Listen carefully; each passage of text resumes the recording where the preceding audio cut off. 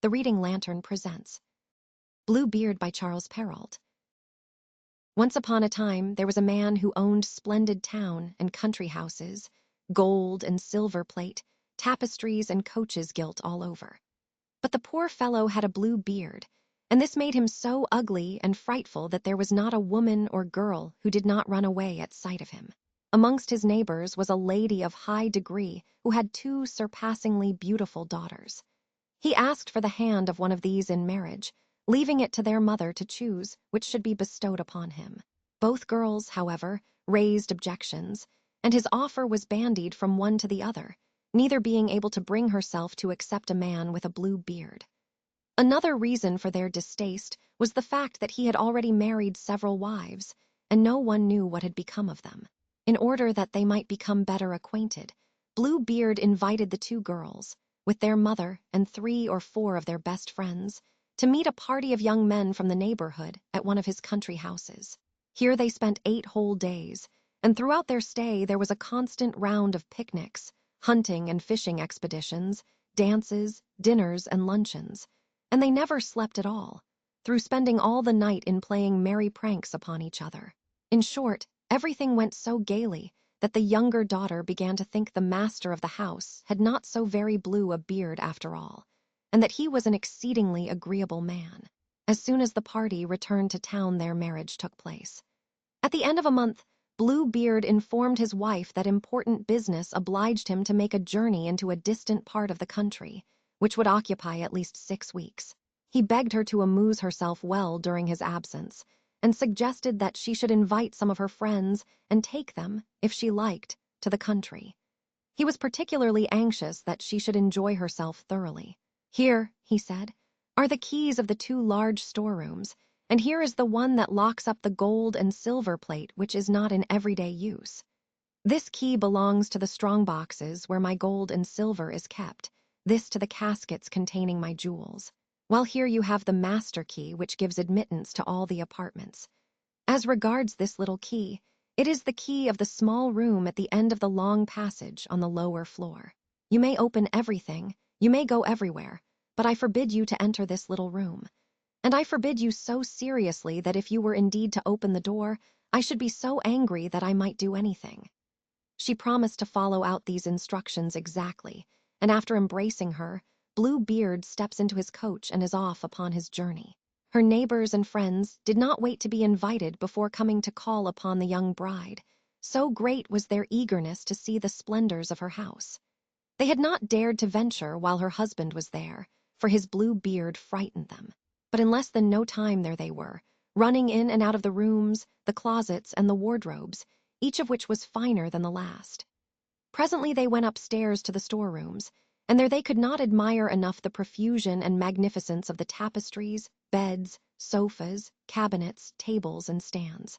There were mirrors in which they could view themselves from top to toe, some with frames of plate glass, others with frames of silver and gilt lacquer, that were the most superb and beautiful things that had ever been seen. They were loud and persistent in their envy of their friend's good fortune. She, on the other hand, derived little amusement from the sight of all these riches, the reason being that she was impatient to go and inspect the little room on the lower floor. So overcome with curiosity was she that, without reflecting upon the discourtesy of leaving her guests, she ran down a private staircase, so precipitately that twice or thrice she nearly broke her neck, and so reached the door of the little room. There she paused for a while, thinking of the prohibition which her husband had made, and reflecting that harm might come to her as a result of disobedience. But the temptation was so great that she could not conquer it. Taking the little key, with a trembling hand she opened the door of the room. At first she saw nothing, for the windows were closed, but after a few moments she perceived dimly that the floor was entirely covered with clotted blood, and that in this were reflected the dead bodies of several women that hung along the walls. These were all the wives of Blue Beard, whose throats he had cut, one after another. She thought to die of terror, and the key of the room, which she had just withdrawn from the lock, fell from her hand. When she had somewhat regained her senses, she picked up the key, closed the door, and went up to her chamber to compose herself a little. But this she could not do, for her nerves were too shaken. Noticing that the key of the little room was stained with blood, she wiped it 2 or 3 times. But the blood did not go. She washed it well and even rubbed it with sand and grit. Always the blood remained, for the key was bewitched, and there was no means of cleaning it completely. When the blood was removed from one side, it reappeared on the other. Bluebeard returned from his journey that very evening. He had received some letters on the way, he said, from which he learned that the business upon which he had set forth had just been concluded to his satisfaction.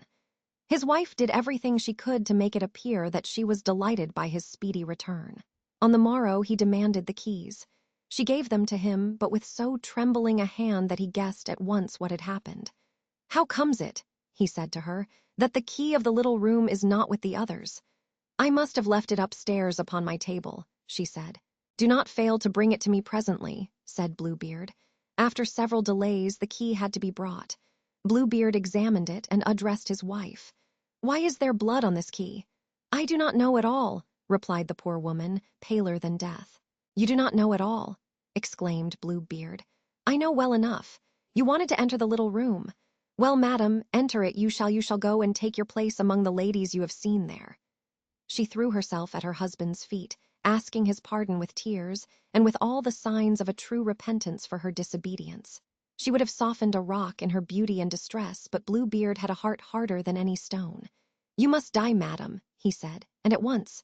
"Since I must die," she replied, gazing at him with eyes that were wet with tears, "give me a little time to say my prayers." "I give you 1/4 of an hour," replied Bluebeard, "but not a moment longer." When the poor girl was alone, she called her sister to her and said, "Sister Anne, for that was her name, go up, I implore you, to the top of the tower, and see if my brothers are not approaching. They promised that they would come and visit me today. If you see them, make signs to them to hasten." Sister Anne went up to the top of the tower, and the poor unhappy girl cried out to her from time to time, "Anne, Sister Anne, do you see nothing coming?" And Sister Anne replied, "I see naught but dust in the sun and the green grass growing."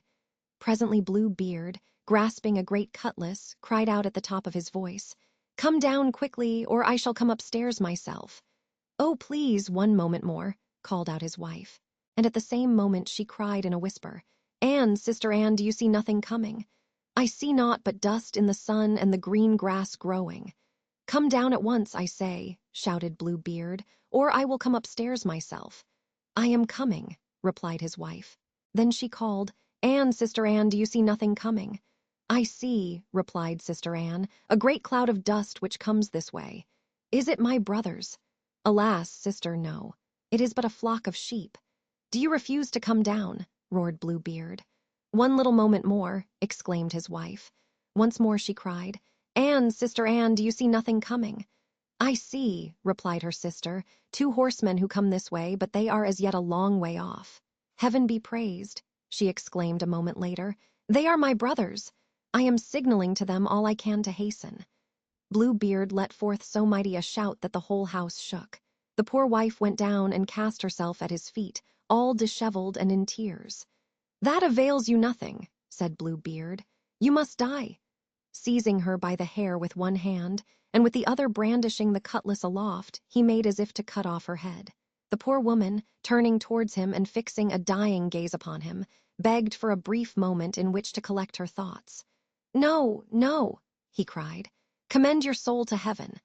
And raising his arm at this very moment, there came so loud a knocking at the gate that Bluebeard stopped short. The gate was opened, and 2 horsemen dashed in, who drew their swords and rode straight at Bluebeard. The latter recognized them as the brothers of his wife, one of them a dragoon, and the other a musketeer, and fled instantly in an effort to escape. But the 2 brothers were so close upon him that they caught him ere he could gain the first flight of steps. They plunged their swords through his body and left him dead. The poor woman was nearly as dead as her husband, and had not the strength to rise and embrace her brothers. It was found that Bluebeard had no heirs, and that consequently his wife became mistress of all his wealth. She devoted a portion to arranging a marriage between her sister Anne and a young gentleman, with whom the latter had been for some time in love, while another portion purchased a captain's commission for each of her brothers. The rest formed a dowry for her own marriage with a very worthy man, who banished from her mind all memory of the evil days she had spent with Blue Beard. Thank you for listening. If you enjoyed this story, don't forget to follow the reading lantern and let its light guide you to your next great tale.